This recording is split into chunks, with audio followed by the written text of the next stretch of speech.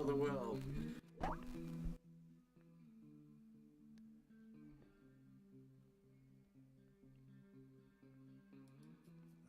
Looking around for salvation. I've been looking around for the truth.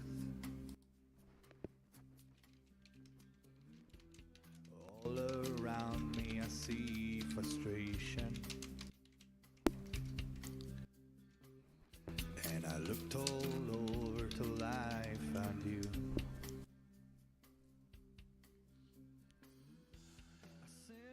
Listen to your stories,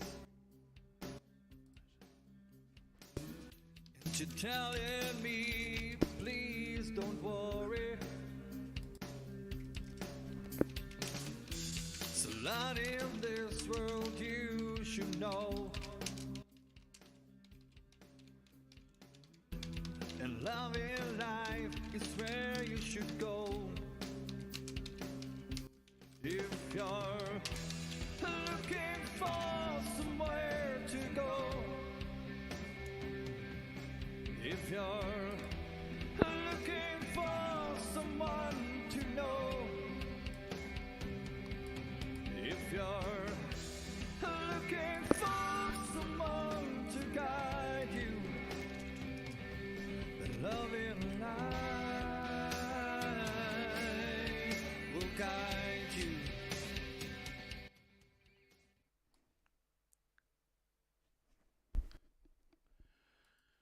Koyanant, good evening, fellow South Africans and citizens of the world, and welcome to tonight's live stream.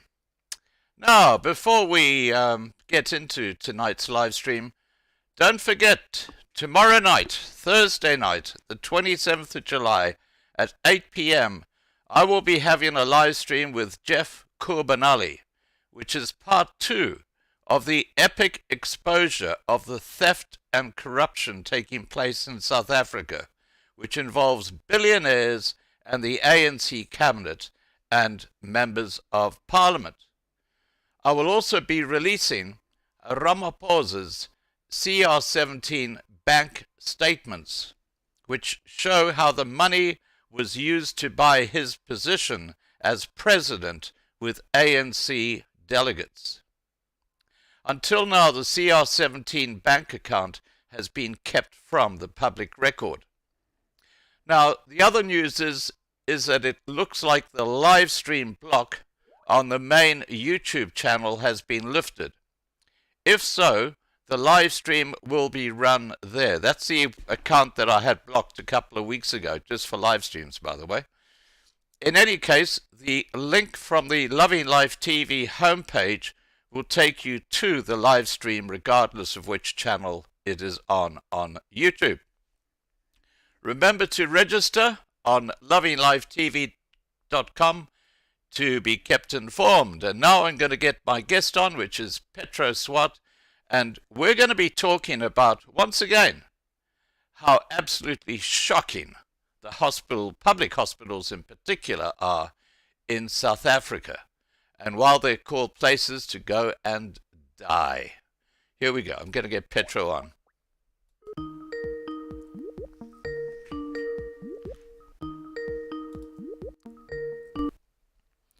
Hi, Petro. Hi, how are you? Excellent, thank you. Excellent. Oh, I love your backdrop. That's great. we just changed the scenery because I was on the bed and I was very uncomfortable. Yeah, no, this will be better because if you're uncomfortable, it's hard to talk. Now, Petro, you've just gone through a horrific experience with the public hospitals in South Africa, and we'll get onto that in a second. But before we do, tell me a bit about your story and about growing up in South Africa. Growing up in South Africa, my dad worked for the prison department for 48 years before he retired. And everything was wonderful. My childhood was wonderful, had everything I wanted for nothing. And I got married at a very young age, realized that was a mistake, got divorced after 8 years. Okay, then I remarried 5 years. After that, I met my love of my life. We stayed together for 25 years before we decided to get married. Wow. And we were married for a month when he passed away at the age of 70. Oh, wow. Now, okay, let's hang on. We've lost you now. Your face has gone out. Yeah. Just keep it up like that. That's perfect. Right. Now, how did you land up getting into one of South Africa's public death hospitals, and in particular, Steve Biko? Okay, I was assaulted in the shelter where I stayed by a woman that had mental problems. I was assaulted by her in 2019, December the 16th. And I didn't realize the damage was that bad because she grabbed me from the back and pushed her knee into my back where I already had screws and... Oh, sorry, my phone keeps on sucking away. That's okay. Sorry about that. That's okay. Oh, it's gone again. In any case... Oh, shucks. Can you put something in front of it just to hold it at the base? I'll try and put something in front of it. Okay, and then in January, I went to the government hospital and they referred me to Steve Biko. The Tshwane government hospital referred me to Steve Biko. Right. Okay, I waited a month before I got an appointment with a specialist at Steve Biko. Then they sent me for x-rays and they told me they can't do anything, they have to do an MRI, and I have to wait 8 months for an appointment for the MRI. 8 months. So I waited the 8 months, but before that, I kept on phoning and asking them, is the MRI still on? Yes, it's still on, it's still on. 3 weeks before the MRI, before my MRI date, I phoned again. And they said, yes, the appointment is still booked for that date. I went, I was very excited because now I knew what was going to happen. They're going to see what is going on with me, and I'm going to get what I need to get. Right. 2 days before my appointment for my MRI, they phoned me and said, unfortunately, they can't help me. The MRI is broken. The cables were stolen. The cables were stolen? They made, yes, of the MRI machine. God. And they can't have it fixed. They notify me in due course that I can come back for another MRI. I waited a whole month and I kept on phoning them, and they kept on telling me no, the MRI was still broken, and so it went on and on and on and on till last year. Eventually, I then wrote to Mr. Jack Bloom. I wrote to the Minister of Health. I wrote a whole lot of emails to different people and to the CEO at that stage of Steve Biko Hospital, telling them what the problem was. Then the CEO answered Jack Bloom and said to Jack Bloom that my email is stale. He can't make out what's going on. So Jack Bloom said, if you can't see what's going on, this lady needs an MRI. And you've postponed it for how long now? And this is now in 2022. Okay, then they kept on giving me medication every 6 months. I go back to the hospital. Then they give me anti-epileptic drugs for the neurological pain. But they can't do the MRI because the MRI machine is still broken. So about 4 weeks ago, I went to the clinic again for the date for my appointment with the doctor. When I sat there, it was chaos. It was a nightmare. We got there at 3 o'clock in the morning. We eventually got my file at 9:30 in that morning. But that morning, I was so frustrated. I actually wrote another email to the MEC, CEO of the hospital. And I said to him, please do yourself a favor. Send somebody down here to come and see what's going on. We've been sitting here since 3 o'clock this morning. It is now 9 o'clock. I still haven't received my file. And then by hook or crook, 9:30, I had my file. I was in by the doctor. And I was still busy chatting to the doctor. And the next moment I heard a knock on the door. And as we turned around, there was the professor standing right behind me. And I was still talking to the doctor, saying to the doctor, it's actually scary. It's 2019 that I got hurt. It's now 2023. I still haven't had an MRI. Please, can you tell me what is happening? It's actually scary. So the professor said to him, but why is it scary? There's the x-rays right in front of you. How do you think? There is the problem. I can show you where the problem is. And then he grabbed the doctor and he grabbed my file and he walked out with my file. And the next thing, the doctor came in and he said to me, okay, professor wants you in the hospital by Friday. And I phoned him and I said to him, okay, I can't be there on Friday. Is it okay? Can I be there on Saturday? They said, okay, we can be there on Saturday. Saturday morning when I got there, I got to the gate where the ward is. The nurses and the staff was very rude and abrupt. And they told me, go sit in the waiting room and wait for the doctor to come. That was at about 6 o'clock in the morning. At 9:30, doctor that was supposed to book me in hospital got there. Then he said to me, okay, he's going to get me to fill in forms, sign everything, because Monday morning I'll be going to theatre. Sunday afternoon, they came there and they said to me they need to do blood matching and all of this because I'm going into theatre tomorrow morning. And they have to book an ICU ward because I'm high risk. Sunday evening they came, they said to me, no, but they've been starving me the whole of Sunday, okay? Sunday night they come to me and say, no, you should eat now because you can't go to theatre tomorrow because we had an emergency. Somebody took your bed in ICU. We can't do your operation tomorrow. So I said to them, now what now? They said, okay, you can go home and we will phone you again for another date, or you can stay here the whole week, otherwise you lose your bed. If you go out here tonight or tomorrow, we can't guarantee you that you'll be back by next Sunday. So I said, wow. Well, I will stay. I will not go because I'm not going to lose my bed. I'm not going to wait another couple of years before I know what's going on. So the Sunday night, they said to me, okay, fine, you can stay. I stayed in hospital the whole of that week. But this Monday morning, I wanted to go and shower. And I said to them, please, can you show me where's the bathroom? But then I had already seen the toilets. That was filthy. So I sent all the photos to the complaints department and to the CEO of Steve Biko Hospital. Then they took me into the bathroom. That was a chaos as well. The bath was filthy. The bathroom was filthy. I phoned my fiance. I said to him, please, can you bring me some handy Andy and a cloth so that I can clean the bath, and bring me a bath plug because there's no bath plugs. I want to bath and things like that. Then he brought me everything. I cleaned the bath thoroughly just to find out there was no hot water in the bath.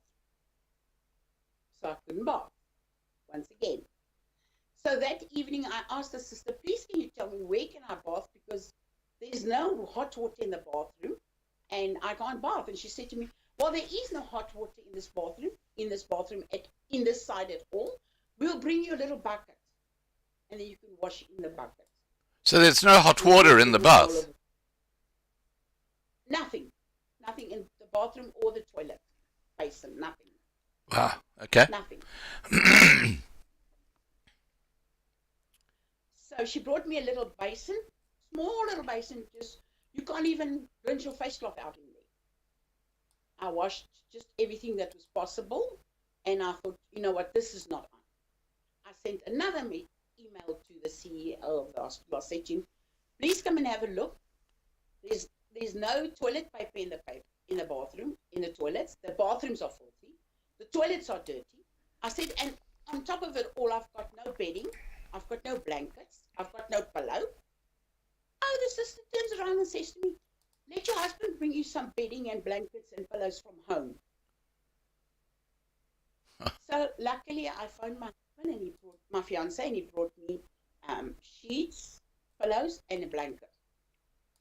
In the meantime, I was lying on a plastic mattress wrapped in plastic for 2 days. Wow. And I also I also mentioned that to the CEO. So that was now the Wednesday morning. I heard a big commotion outside my ward, and I saw there was like 30 or 50 people standing outside the ward, and this man was having his conversation now. So I realized something was wrong. So I called the one sister. I said to her, "What is going on here now?" She says, "No, there was a big complaint, and this is now the CEO and management of the hospital that's coming to inspect to see what's going on in the wards." So the next thing, they moved right to in front of my ward, the room where I was. And that was my chance to get a hold of them. And I walked right into their conversation.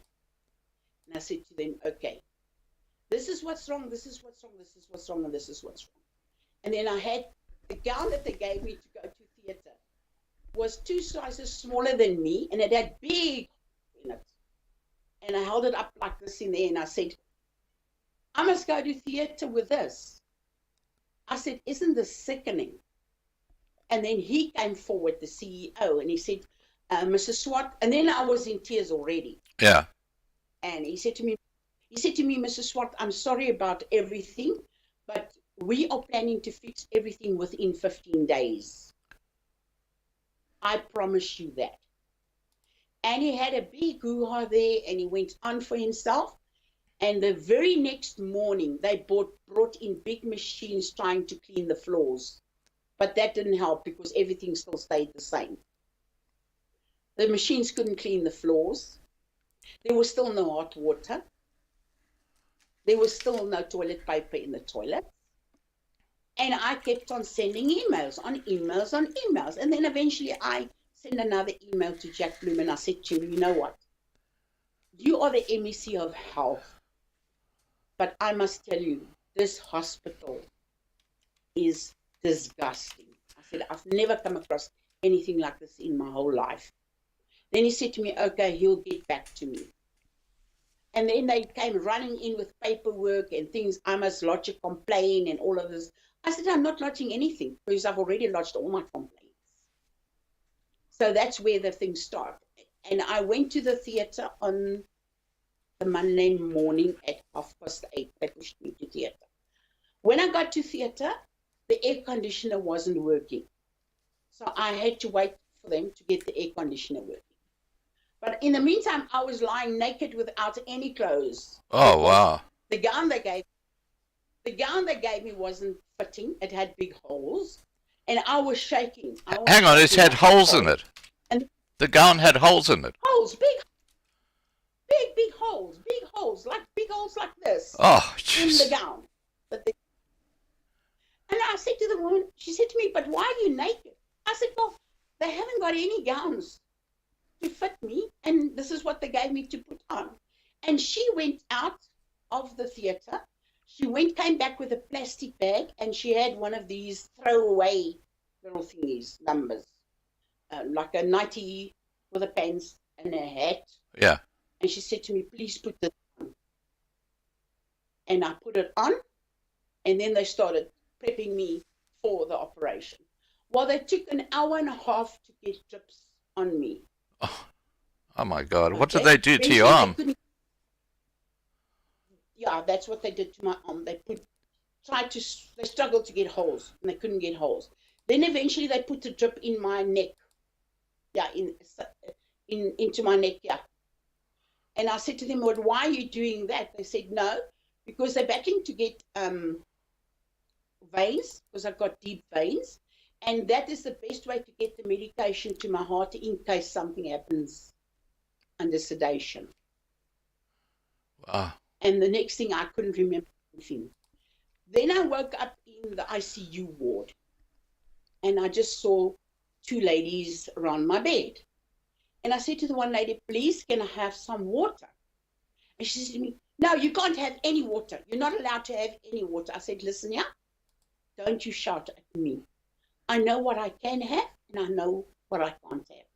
I can have ice cubes to suck, or I can have a syringe with water which I can spray in my mouth to keep my mouth wet. because I was nauseous and I was thirsty. Mm. And she turned around and she came and she shoved the syringe practically to the back of my throat. She nearly choked me with a bit of water that she sprayed into my mouth. Wow. And I said to her, well, that is not acceptable. And she said to me, can you please keep quiet and sleep? It's 3 o'clock in the morning and you're still fighting for water, she says to me. So I was in theater for 9 hours. Wow. 9 hours when I eventually got to the ICU ward. So that was my fight in ICU. And I sent you a picture of my lip, what my lip looked like. That was of one night in ICU. It was full of blisters because I was dehydrated. Yeah. So the next morning when the doctor came in, I said to him, please can you tell me, can I have water? He says, yes, sure. They should have given you water last night already. So I said, no. I said, they've been screaming and shouting at me that I'm a nuisance and I must shut up. And I can't have water. And then they turn around and they walk away from my bed. And then he called the nurse and he said to her, listen, this is not acceptable. This patient needs to get water. Look what she looks like. She's totally dehydrated. And she said something in her language and she walked away. And then the white sister came and she came and kept on spraying some water in my mouth with a syringe. And then he said to me, okay, I'm fine. They will send me back to the normal ward. Okay. Went back to the normal ward within 3 hours. The lady from the physiotherapy came in. She said to me, Mrs. Swart, we need to get you out of bed. You need to go home as soon as possible. And I said to her, but I've just come out of theater. And she said, well, that was my instructions. I have to get you out of bed. I have to get you on a walker or crutches. What do you want? You can choose. So I said to her, please, I can't use crutches because I've tried using crutches previously with my previous back operations. It didn't work. Please bring me a walker. And she walked away and she said, okay, I'll bring it back just now. But in the meantime, I needed to relieve myself. I needed to go to the toilet. Yeah. And I called one of the sisters. I said to her, please, can you bring me a walker? I need to go to the toilet. She said to me, no, I can't bring you a walker. You must either use a bedpan or I'll put a nappy on you. I said to her, there is no way in hell. There is no way in hell you will put a bedpan under my back with stitches in. And there's no way that you will put a nappy on me and make me feel humiliated in front of other people putting a nappy on me. I want a walker. Now, was that an all female ward or was it a men and female ward? The female ward. Okay, all right. Well, at least there weren't men in the ward. Yeah, go ahead. And then she walked out of the ward. Yeah. And I said to my fiancé, I said to him, I need the toilet desperately. My bladder is so full, but they've just pulled out the catheter. And my bladder is so full, I need to relieve myself. And he said to me, babes, what must I do? I said to him, just go and ask them, I need a walker. And she came in, she said to me, I told you you can't have a walker. I said, like bloody hell, you will give me a walker. And then I took my phone, I Googled the physiotherapy department in the hospital's number, and I called the head of the physiotherapy department. I said to them, please, can you help me?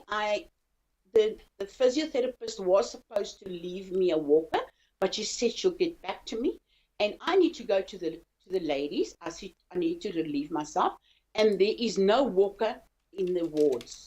She said to me, who am I speaking to? I said, Mrs. Swart. She says to me, Mrs. Swart, there is walkers in the wards.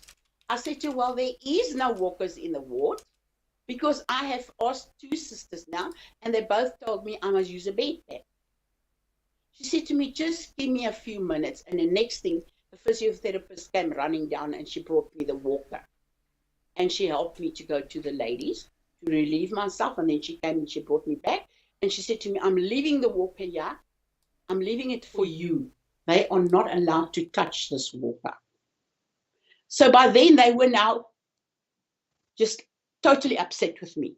So the one nurse comes in and she says to me, what seems to be your problem? You're a real bully, do you know? You should actually shut up, she says to me. I said to her, listen here, you won't talk to me like that. I will not allow that. And she said to me, oh, whatever. And she turned around and she walked out. Well, after that, I never saw her again. She didn't come in my ward. She went to all the other wards, but she refused to come into my ward. And then the next morning, they came to me and they said to me, now I need to start moving fastly with the walker so that I can be released by 4 o'clock this afternoon. So 2 days after a now 9-hour back operation, I was released to come home. But all right, let's just look at a couple of things that you said. You said the professor came into the room where you were being attended to by a doctor, picked up x-rays, yes, and said, I can see the problem. How old were those x-rays? We aren't talking about the MRI, we're talking about the x-rays. When were those x-rays taken? X-rays was taken in February in 2020. Okay, so what the professor was actually saying is that he could diagnose the issue you had years before they actually took you in. So you didn't need an MRI. No, not at all. And he still said to the doctor, what do you people think with? You don't think with your heads. I can see straight from here what is wrong. And he showed the doctor on the x-rays where the problem was lying. And he said to me, excuse me, ma'am. And he grabbed my file out of the doctor's hand and he said to the doctor, come with me. And he took him out. I don't know where they went. But it was about 5 minutes later, the doctor came strolling with the speed of hell behind him. He came in and he said, Mrs. Swart, doctor wants you in the hospital by Saturday at the latest. Professor wants you in hospital at the latest by Saturday. So you went through. He said, so you went through years of hell because they hadn't looked at your X-rays, which were done years before. Yes. Yes. And they kept on postponing my MRI, and they kept on postponing. And then I would write an email to the MEC of the CEO of the hospital, and then he would put somebody up to phone me and say they will keep in touch with me as soon as the MRI is fixed. They will let me know. But at the stage when the professor came in the room, he said to the doctor, he says, you people are MRI, MRI, MRI. Do you realize we will only have a proper MRI in this hospital by 2025? Wow. Now, the other thing I want to just talk about, we'll get to some of the other issues in a second. By the way, while I'm talking, can you try and move your phone down a bit? Because I've lost your chin. That's better. Yeah, if you can try and hold it like that, that'll be better. Right. Now, just regarding the nursing staff, I mean, I've had some horror stories about nurses. Did you find that the nurses were not only really not empathetic at all towards your condition, but that they spent their lives in front of their mobile phones, and that was really where they were focused and not on their patients? Yes. Yes, I even made a recording of them sitting just outside the ward at the nurses' station. It was right outside my ward. I made a recording of them screaming and shouting and laughing and clapping hands and singing. The bells was going around all the wards for the people for help, and there was nobody answering the bells. You understand what I'm saying? And the one day I developed a stomach bug in that week before my operation. I called the nurse. I said to her, please, I've developed a stomach bug. I just need something to get my stomach to stop working because I feel I'm getting dehydrated. And she said to me, phone your doctor. And I said to her, how the hell must I phone my doctor if I don't have his number? I don't even know what's his name. But I must phone my doctor to ask him to give me something for a stomach bug. I said, you're being ridiculous now. Then the lady just across me developed vomiting. She started puking all the time. But that lady was diabetic. And this lady was getting dehydrated. But luckily, she heard the conversation between me and the nurse. And she phoned her professor that she was under for diabetes. And she told the professor it was at home. It was the weekend before my operation. And she said to the professor, she's developed vomiting. And she asked him for something, and they said she must phone him. And he said, what the hell? How can they tell you to phone me if there is doctors in the hospital that they consult with to tell them what to give you to stop your vomiting or your running stomach? So the next thing, 2 doctors came into the room to this lady opposite me, and they said to the sister, they called the sister, the one that was rude to me, and said to me, I'm a shut up, I'm a bully. They called her, they said to her, this lady is diabetic, her sugar has dropped so low, she needs to get a drip immediately because otherwise she will die. And then the sister ran out of the ward, came running with a drip now, supposedly in her hand, and she was busy connecting it to this lady. And I said, isn't that strange? But I said it loud. I said, isn't that strange? The whole morning you've been vomiting, my stomach's been running, and now that you've contacted your professor to tell him what they told you, now they want to run and help you. And she said to me, just be quiet, she says to me. Well, look, the nurse. Go ahead. The doctors told her that she needs to get the drip on this woman. So I said to the doctor, so by the way, doctor, I've had a running stomach the whole day. So he said to me, you two must have picked up the same bug. Look, I've got an audio clip. I've got an audio clip which I think was one that you took or recorded, yes, of the nurses in that ward. And these yes, were the nurses that refused to actually treat you. I'm going to play that audio yes, clip so people listening can hear what actually goes on in the wards in public hospitals in South Africa. So I'll ask you to keep very quiet while she's talking, and then, or while they're talking, and then once it's finished, I'll say, well, we've just played the clip. Okay, so you ready? Because you won't yes, hear it. You won't hear it. No.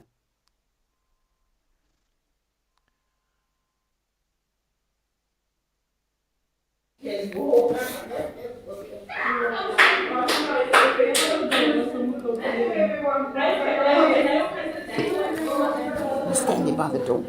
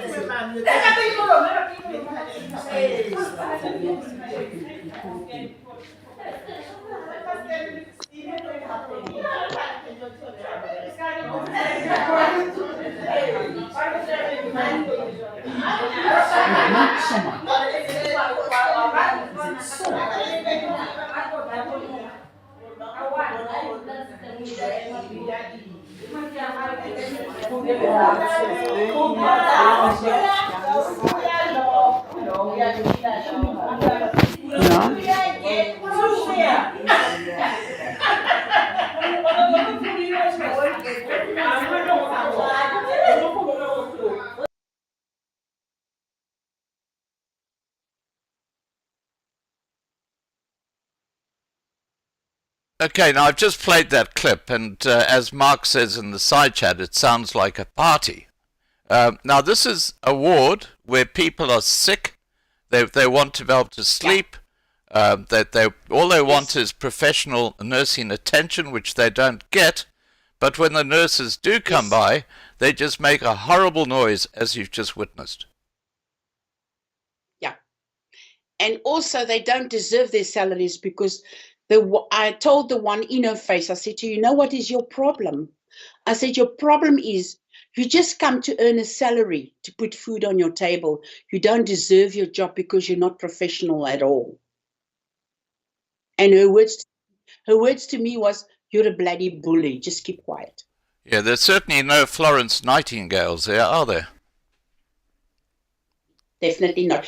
And in all the time, 2 weeks, say 1.5 weeks that I was there, the only white nursing staff that I saw was the one that was in ICU,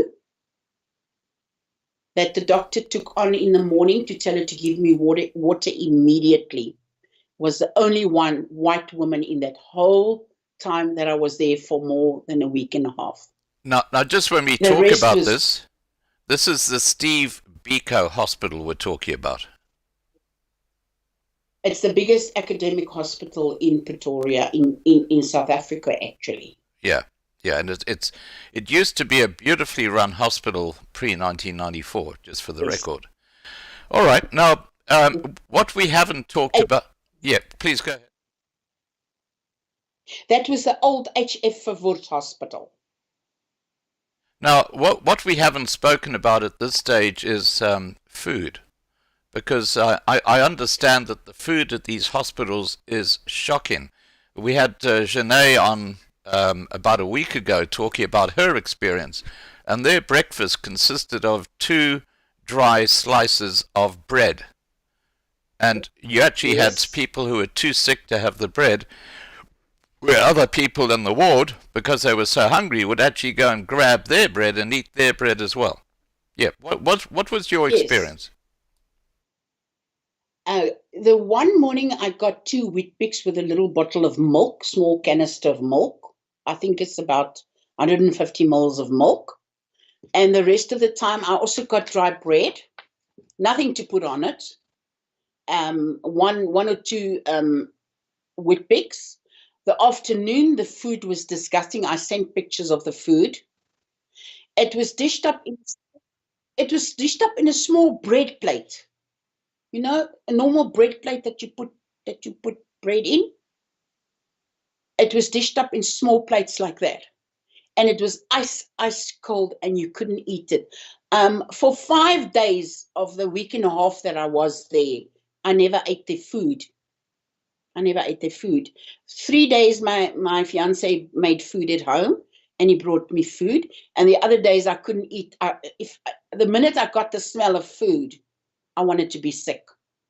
So I didn't eat for those days that I couldn't eat.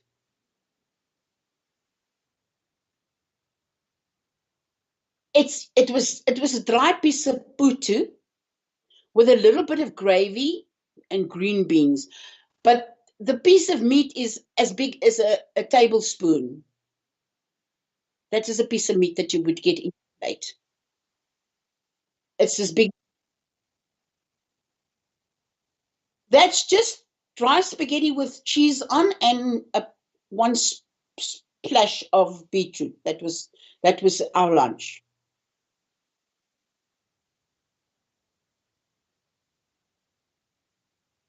Into a tablespoon. Exactly.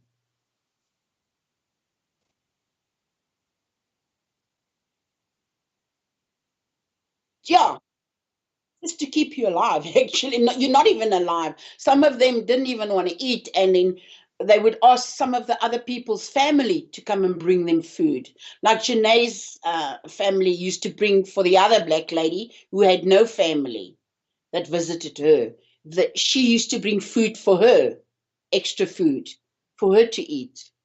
And the one day, the other lady's fiance brought 4 packets with KFC in for each of them, each of the 4 black ladies.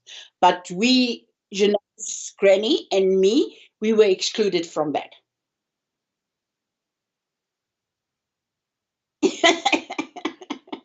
Exactly my point.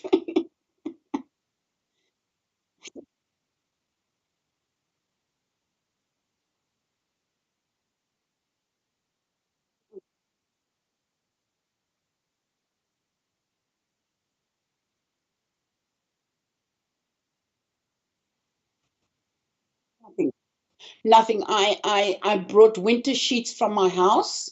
Brought two pillows with pillowcases, and luckily I had a crocheted blanket with a fleecy attached to it.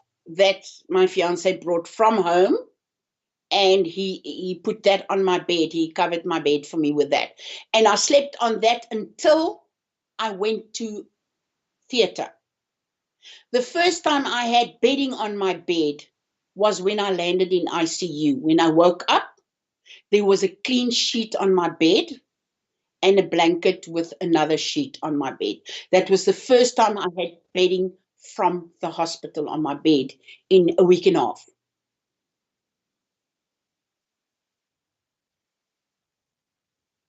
Now, okay, so the food is shocking.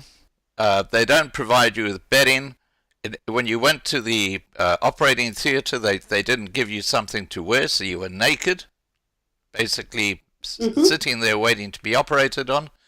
And the nurses are just not interested in your dilemma. If people are sick or dying, they don't. I believe that there was someone who actually died, and the nurses hadn't realized that person had died, and it was someone else who came into the ward and said, "Hey, this person's dead," and no one knew how long they'd been dead for. Yeah, just tell us that story.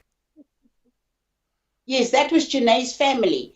I was moved from the other ward into Janae's granny's ward because they were going to sprinkle in my ward with those big machines. So I was moved into Janae's mom's grandmother's room, and she said in the bed where they put me, excuse me, a lady had just passed away the day before. Wow. But she was lying in bed. She was lying in that bed apparently for the whole day before they realized she was dead. That's just appalling. They didn't pull the curtains to close her body or anything like that. Now they just left the body there. Nene, who I think you know, says that it was the children that found their mum dead. Yes, I think that's what Janae told me. I think that's what they spoke to her and she didn't respond. And they shook her and they felt, and she was ice cold. And then they went to the nurses, and then Janae's mom and then grandmother, aunt and sister and aunt walked in, and they walked into this episode that was happening at the hospital. Now, you've got a comment here that we haven't actually talked about that.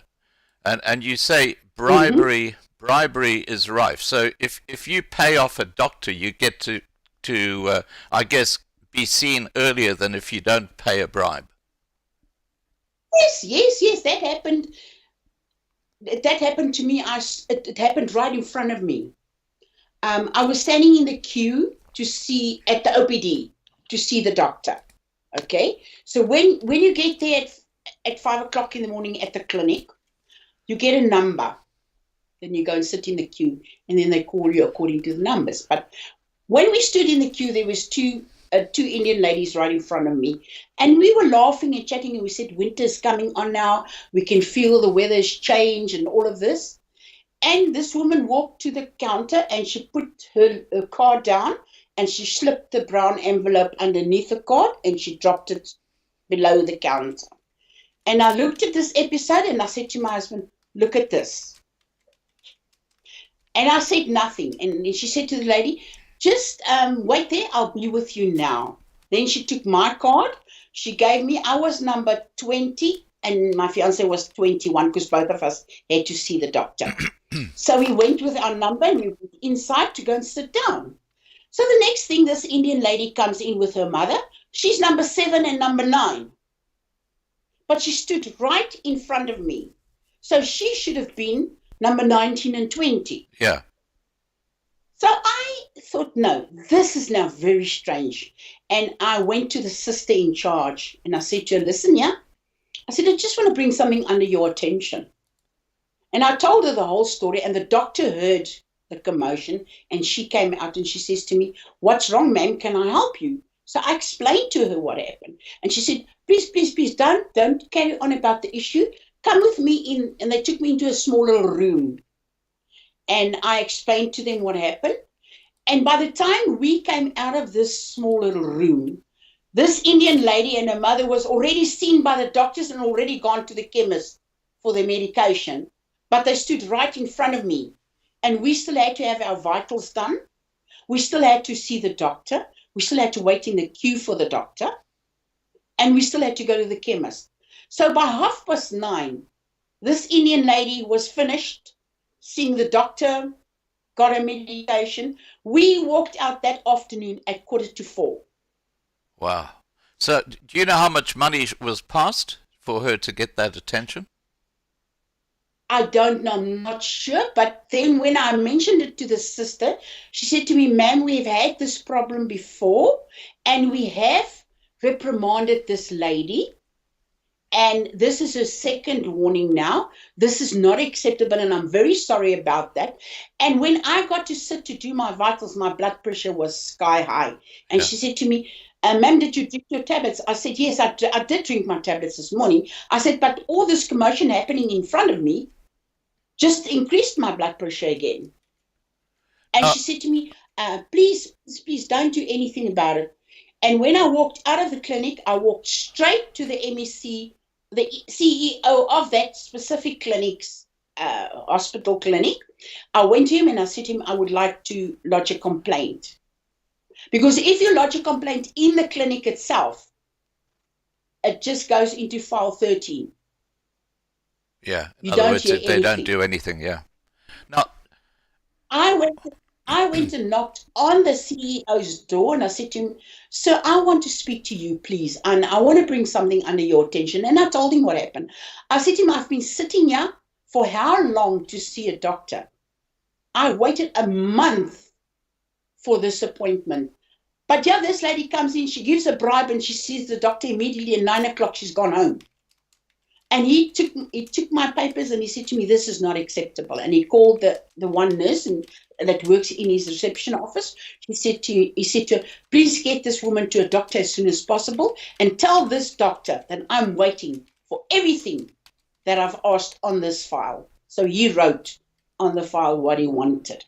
So he said I must go for an ECG. They must do a blood test. They must see which tablets they can remove because they just keep on piling tablets and tablets and tablets on me and I don't need it. And I said to this doctor, I said, please remove some of these tablets. At that stage, I was taking 19 tablets for per a day. day. When I walked out of that doctor's room, I was back to 4 tablets. Wow. Now, just regarding the operation. Yeah, go ahead. They took all the tablets away because I didn't needed that. Yeah. You understand what I'm saying? Yeah. And then when I went back to him, he said to me, Mr. Swart, please do me a favor. The next time you have any problems, you come straight to my office. My door is open. I will even offer you a cup of coffee. But this is going to change. I promise you, within the next 3 months, I want you to come and tell me, have you seen any changes in this hospital? Well, unfortunately, I had to go for the back surgery, so I haven't been back to that clinic. But I am going on the 8th of August. I have to go back to that clinic for my monthly medication to be repeated for 6 months. Now, look, I've But got. then they sent somebody. Yeah, go ahead. Then they sent somebody here to my house. 2 ladies. They said to me they were from the Department of Health and they got this big complaint and they sat and they filled in forms and they sat here for 3 hours and they asked me questions of what would I like to see at these clinics and what do I find wrong.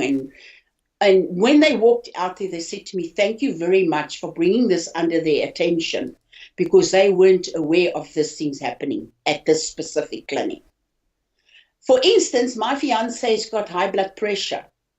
Then he asks them to see a doctor. Then they say, oh, there's no doctors available. Then the sister prescribes the blood pressure medication. So I said to her, how is it possible that a person that is not qualified can give another person blood pressure tablets? Yeah. How does she know that blood pressure tablets is going to work with this man? I said, and it's not, to me, it's not acceptable. If he wants to see a doctor, he's got a reason why he wants to see a doctor. Yeah.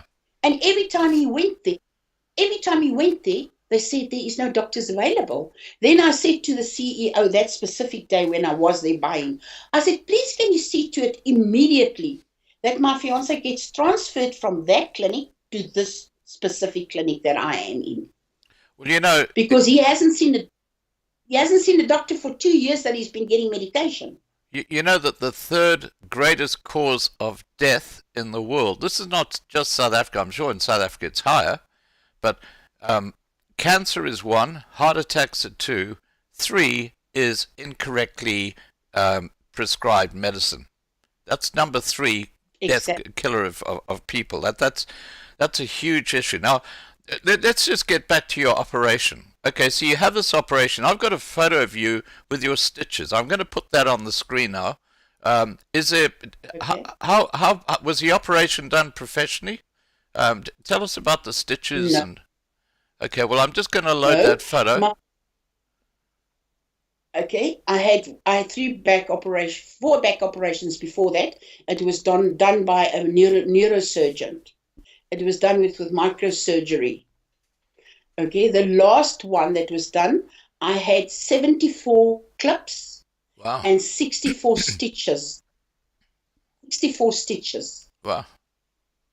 And I wasn't allowed to go home for 14 days after the operation.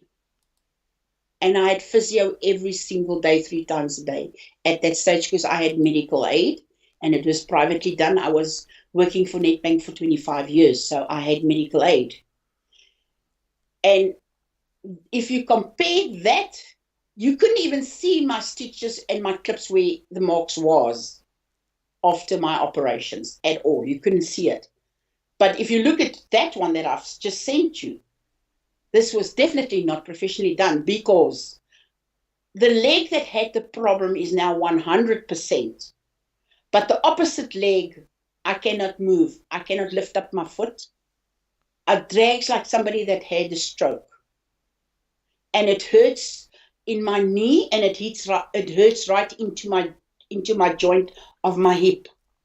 So I can't move that leg at all. I drag that leg. If I walk it, I drag it. So when I went to the physio 2 weeks ago, she said to me, she cannot give me physio because they need to know where the problem lies. Because the leg that had the problem is now 100%. But now the opposite leg is giving a problem. So when I sent a WhatsApp to the doctor that he gave me his number. I sent him a WhatsApp and I said to him, this leg is dragging. I've got pain. I don't sleep at night. If I sleep 2 hours a night, it's a lot. I cannot sit up properly. I cannot walk properly. I walk with a walker. With my previous operations, I got up the first morning after my operation and I walked straight forward without a walker. I've been walking with a walker now since I've been out of hospital and I can still not walk without it. Wow. Okay, so out of 10, how would you rate your experience at Steve Biko Hospital? Out of 10. Where 10 is perfect, where 0 is you go there to die. If I can help it. If I didn't have to go back on Wednesday, I wouldn't have gone back. But I don't have a choice because I need to find out what they did with this leg. Wow. Okay. Yeah, look. I wouldn't go. And can I get up your attention that Janae's grandmother is on her deathbed? She sent me a picture tonight. Oh, no. And she said her grandmother is dying. All right. Well, look. She's got gangrene in the leg now. Oh, no. Is this after she's been to the hospital? They sent her home. They told her they can't help her anymore. There's nothing they can do for her. She must go home. And she went home. And she had to go every second day, I think, for treatment or something.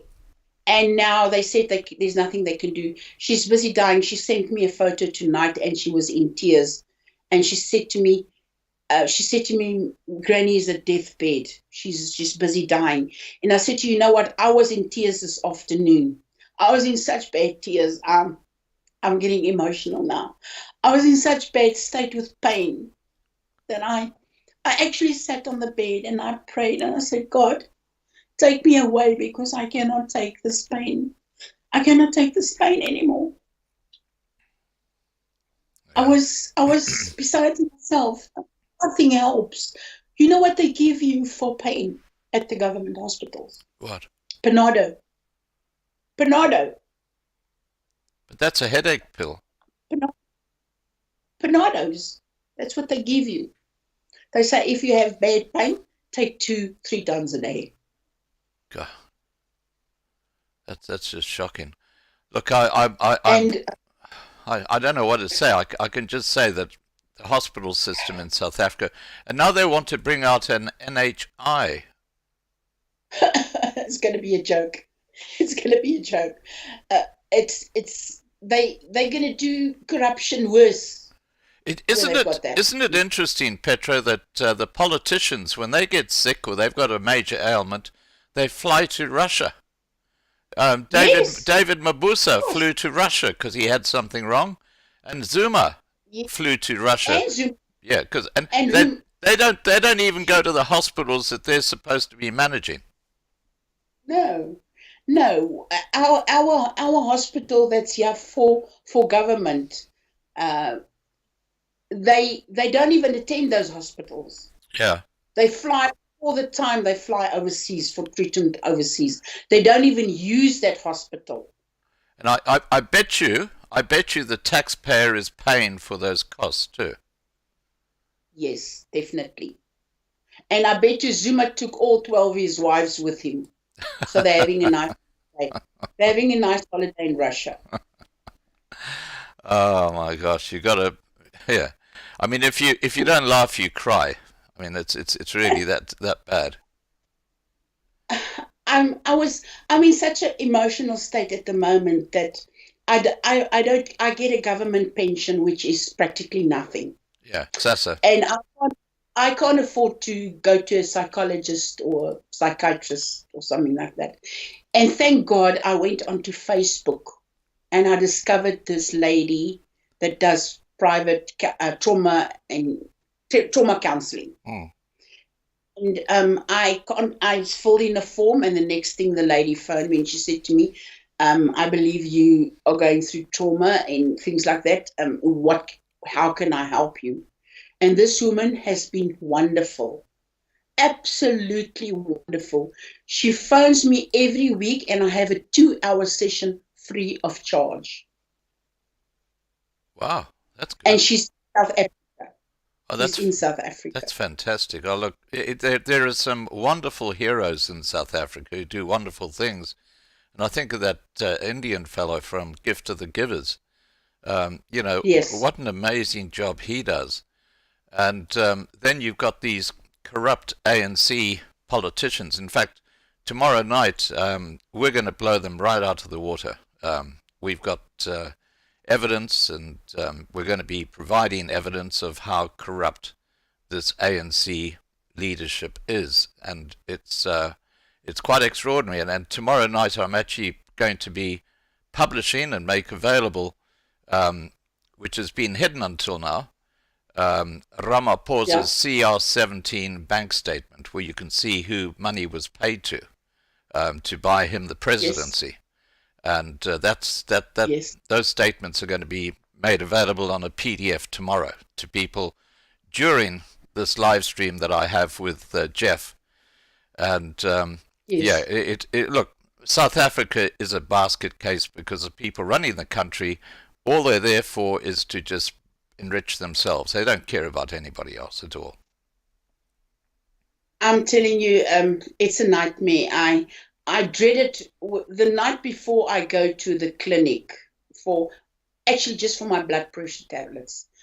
That's all I get. I get blood pressure, thyroid, and I get a heart tablet for my heart. And that's 4 tablets I use. The night before I go to the clinic, I actually don't sleep that whole night. because we have to leave 3 o'clock in the morning Wow. to be able to get to the clinic in time to get like first in the queue, first Yeah. in the queue. But by the time you get there, there's already 20 people in front of you. Wow. There's not one day that I go to the clinic that I get home before 4 o'clock, 4:30 in the afternoon, from 3 o'clock the previous morning. And for someone who's sick and in pain, I mean that is torture. I mean it's cruel. It is. Like the other day when I went to see the doctor, we were there something past 4. I managed to see the doctor at, say, 10 o'clock. I managed to get out of the professor's hands at 11 o'clock. We went to fetch the medication is the worst. Scott, you don't want to see that. You get to the queue by the pharmacy at 11 o'clock. At the latest, say I get there 11 o'clock. I walk to that hospital at 4:30, between 4:30 and 5 o'clock. You sit in that queue for your medication for 4 to 5 hours. Oh no. That is just shocking. And you must see the queues. You sit on the chair and you do musical chairs. Yeah. And they take heaps and heaps and heaps of files in, but you don't hear them call names. And then all of a sudden, you'll see them dragging a whole lot of people in, and the next thing, they start calling a few people in for their medication. And then you wait another hour and a half, and then they call another few in to fetch their medication. It's a nightmare. The chemist at Steve Biko is a nightmare. Wow. 4 hours limit just for medication. Now, in all your time in Steve Biko, you only saw one white health practitioner. One. The whole time. One only. Even the doctors, one. There was no doctors that was white. No white. No white doctors at all. Wow. There was Cuban doctors. There was some other countries' doctors. I don't know what nationality they were. Well, look, I've got a message for Germany, because Germany apparently has put out an alert that they want South African nurses to come and bolster their shortage of nurses. Well, I hope they're listening to this live stream, because they'll understand what they're actually buying into their health system. I hope so too. But then I can honestly say, with my 4 previous back operations, I was done by a doctor that came from up in Africa, Dr. John Omar. Like you say, Omar. Yeah. He was a training professor. He's now a training professor in Germany, Holland, and Amsterdam. He was the one that did my operation. And when he did my last operation, he said to me, if this operation fails, you'll be in a wheelchair. And I was in a wheelchair when he found me the first time. Wow. But he kept on building up and doing something else. But I must say, his surgery was professional. His bedside manner was professional. You could contact him any time of the day or the night. He was always there for you. And he had the most beautiful bedside manner. Yeah. And that is so important to patients, the bedside manner, because they're already feeling very vulnerable. And then you get a doctor who's just rude and clumsy. It doesn't help their condition. And I think he came up from Zambia or up there somewhere. He came there and he started operating at Donald Gordon in Johannesburg, which was one of our top training hospitals a couple of years ago. And he trained there, and he did my operation in Milbarton Hospital. And then he emigrated just after my operation. Now he's training professor in Germany, Holland, and Amsterdam. Right. Now, Petro, it's traditional for the surgeon to come and visit patients after the operation Did your surgeon come and visit you to see how you were after the operation? I saw the woman doctor the morning that I went to theatre, that stood by the professor, and the doctor that that I saw in the room when the professor got hold of him. I saw him the last morning before I left. Otherwise, I never saw anybody. Wow. All right. Well, look, all I can say is, and please let Janae know this, that we'll in the Loving Life community be praying for her mother, and we'll be also praying. Online. Yeah, and she is online. She's watching. Okay, fantastic. Well, Janae, just know that the Loving Life community will be praying for you, and just so that people watching know, Janae is doing a great lot of help for us in a certain technical area to do with Loving Life, which is fantastic, and we really appreciate what she's doing. Lovely lady. All right, now I'm going to wrap up this live stream. We've been going for about an hour. Is there anything you would like to say, Petra? Maybe a message to the public health system in South Africa, maybe a message to the nursing staff, maybe a message to people who are going into hospital. Over to you. What would you like to say?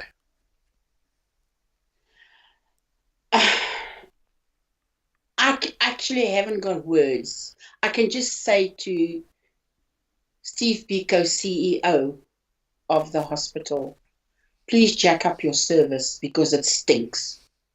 Right. Okay. But people, please, I'm praying for you if you end up there. Right. Petro, thank you so much for coming on and being our guest tonight. And look, I hope things get better, and we will be praying for you because we know that you're in pain. But look, thank you for sharing your story. Thank you so much for having me. You're very welcome. Have a great day or night, whatever time you have there. Enjoy yourself. Well, I'll tell you what time it is right now. It's just on 5 a.m. Okay, so you're starting your day and I'm going to bed. Yeah, exactly. Well, that's the vagary of time zones, unfortunately. Alrighty, take care and have a good night's sleep, and just know that the world now understands your story, and hopefully podcasts like this will gain the attention of people who are supposed to be doing a better job in South Africa. Thank you very much, and God bless you all. Okay, take care. Bye. Okay, bye-bye. All right, guys, that was Petro Swart, and yeah, I guess you've noticed my scarf. I've got South Africa on this side, and I've got Australia on this side. And oh, I don't know if you can see my Australian one. There it is, Australia. There we go. And this is an old rugby scarf from 2003, believe it or not. I thought I'd wear it tonight because it's quite cool tonight. All right, as I've said earlier, don't forget, tomorrow night, 8 p.m., we're going to be talking to Jeff Kubanali, and we are going to be talking about Project Spiderweb, which basically is the vehicle that's been used by the Rupert family to capture the ANC government. We'll be explaining to you how it works, who the key people involved in this project are, and believe me, this is going to make our first expose, which has had close to 650,000 views already. That's from 2 weeks ago. This is going to make the first expose seem pretty dull in comparison. And of course, we will also be releasing Ramaphosa's CR17 bank statements, which are very, very interesting indeed. I'm going to go out with Op ons Rot. Have a great evening and take care, everybody. See you tomorrow night, 8 p.m.